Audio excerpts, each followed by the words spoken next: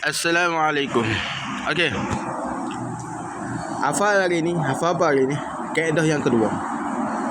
Kaedah usul fiqh dia kata apa? Ar-rukhsu la tunatu bisyakki. Rukhsah la tunatu, tidak tergantung bisyakki dengan syak. Contohlah ke mana? Contoh misal mudah. Contoh misal yang mudah kita nak dapat. Lagu mana? Contoh orang ni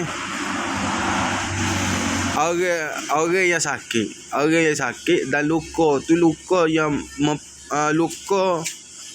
tidak boleh sentuh air. Luka yang tidak boleh sentuh air, dia diharuskan listibahati untuk apa? Untuk litayamum, bagi tayamum. Jadi dia ada kemuskilan, ada syak. Mana anggota wajib haru ke wajib ke boleh ke dak untuk tayamum.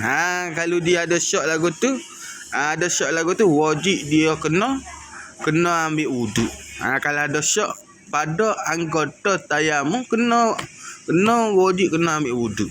Kena wajib ambil wuduk. Tu. Misal yang lain contohnya. Misalnya dia semaya dalam semaya tu dia syak. Aku ni rakaat kedua ke rakaat ketiga. Dia syak mari dari. Pada ketika tu wajib dia kena tambah rakaat untuk apa ni bagi taman. Contoh kalau dia semaya kau dia kena tambah lagi. Kenapa dia syak pada rakaat kedua ke ketiga? Kena cukup ketiga tu.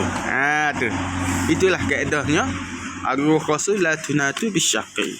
Apa satu tak? Alhamdulillah. Assalamualaikum.